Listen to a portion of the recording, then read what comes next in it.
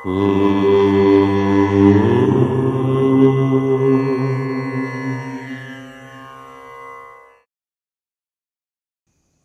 గణేశ శారదా దత్తాత్రేయ సద్గురు పరబ్రహ్మణే నమః. స్వధర్మ ప్రేక్షకులకు మాస ఫలితాల్లో భాగంగా ఈ డిసెంబర్ నెల మార్గశీర్ష మాసం తులారాశి వారికి ఎలా ఉండబోతోందో ఇప్పుడు చూద్దాం. చిత్తా నక్షత్రం 3-4 పాదాలు, స్వాతి నక్షత్రం 4 పాదాలు, విశాఖ నక్షత్రం 3 పాదాలు కలిస్తే తులారాశి. తులారాశి వారికి గ్రహ సంచార రీత్యా అష్టమ స్థానంలో సంచారం చేస్తున్నటువంటి బృహస్పతి కొంత ఇబ్బంది పెడతాడు. 5వ స్థానంలో ఉన్న శనైశ్చరుడు కొంత చికాకులు పెంచుకోకుండా జాగ్రత్త పడితే సరిపోతుంది. 6వ స్థానంలో ఉన్న రాహువు కొంత ధైర్యాన్ని ఇస్తాడు, శత్రువుల మీద విజయాన్ని సాధించే శక్తిని ఇస్తాడు. కేతువు 12వ స్థానంలో ఉన్నాడు వ్యయంలో. విదేశాలకు వెళ్ళే ఆస్కారము అధికంగా కూడా కనిపిస్తూ ఉన్నది తులారాశి వారికి. అంటే తులారాశి వారి యొక్క గ్రహ సంచార రీత్యా చూసుకున్నట్లయితే వీరికి ఈ మాసమంతా బుధుడు, శుక్రుడు, రాహువు, ఎందుకంటే ద్వితీయ స్థానంలో ఉన్నటువంటి బుధుడు, 6వ స్థానంలో ఉన్నటువంటి రాహువు కొంత అనుకూలమైనటువంటి ఫలితాలను కూడా ఇస్తూ ఉన్నారు. డిసెంబర్ నెల 16వ తేదీ నుంచి సూర్యుడు కూడా అనుకూలంగా ఉండబోతున్నాడు తులారాశి వారికి. కొన్ని స్వతంత్ర నిర్ణయాలు ఏవైతే ఉన్నాయో అవి ఇప్పుడు మీరు తీసుకుంటే కొంత యోగదాయకంగానే ఉంటుంది. ఎంత కృషి చేస్తే అంత బాగుంటారు డిసెంబర్ నెలలో. ఆర్థికంగా పోయిన నెల ఏ ఇబ్బందులైతే ఉన్నాయో ఆ ఇబ్బందులన్నీ కూడా ఈ మాసంలో తొలగిపోతాయి. అంటే ఆర్థికంగా అనుకూల పరిస్థితులు అనేటువంటివి మీకు ఏర్పడతాయి.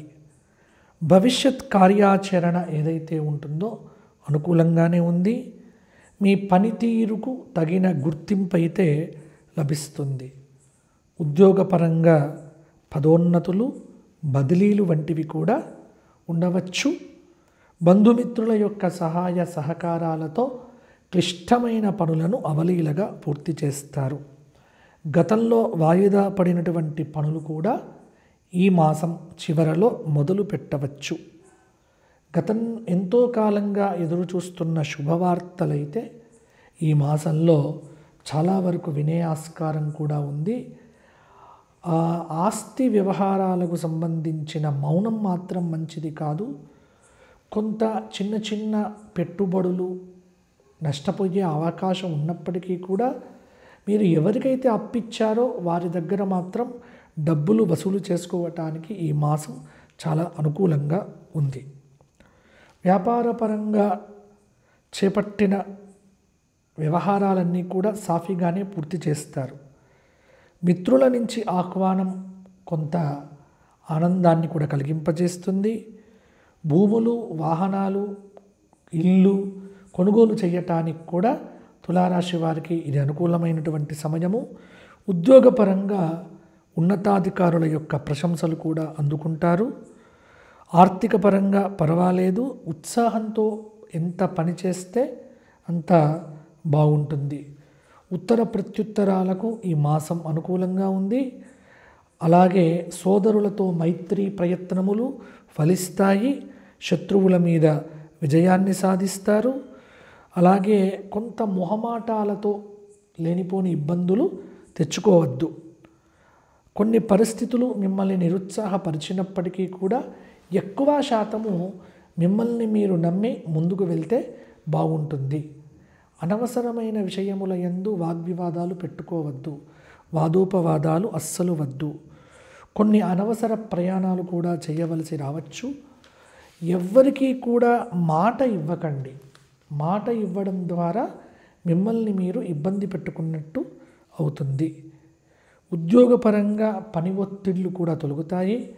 నిరుద్యోగులకు డిసెంబర్ నెల 12 నుంచి 18వ తేదీ లోపు కాల్ లెటర్స్ కూడా అందే ఆస్కారం కూడా ఉంది.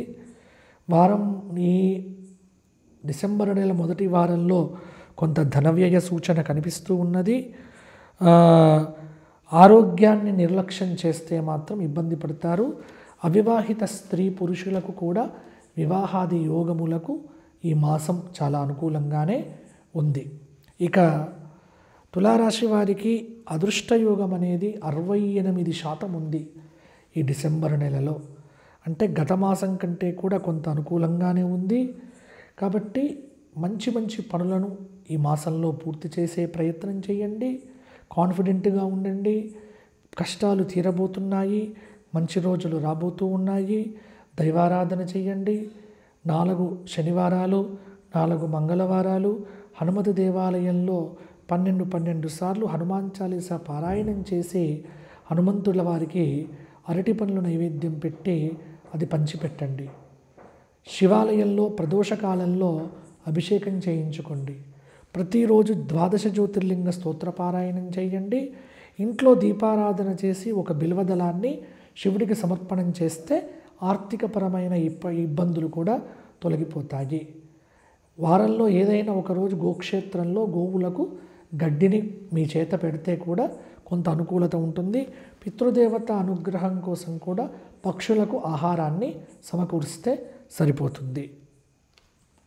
ఎవరైనా తులారాశి వారు నాతో మాట్లాడాలి అనుకునేటువంటి వ్యక్తులు డిసెంబర్ 15వ తేదీ తర్వాత ఫోన్ చేస్తే తప్పకుండా మాట్లాడటం జరుగుతుంది. అపాయింట్మెంట్లు ఎవరికైనా కావాల్సి వస్తే ఇప్పుడు తీసుకుంటే సరిపోతుంది. ముందస్తు ప్రాతిపదిక మీద మాట్లాడటం జరుగుతుంది. మరలా వచ్చే మాసం కలుసుకుందాము. అంతవరకు సెలవు. జై శ్రీరామ్, జై శ్రీరామ్.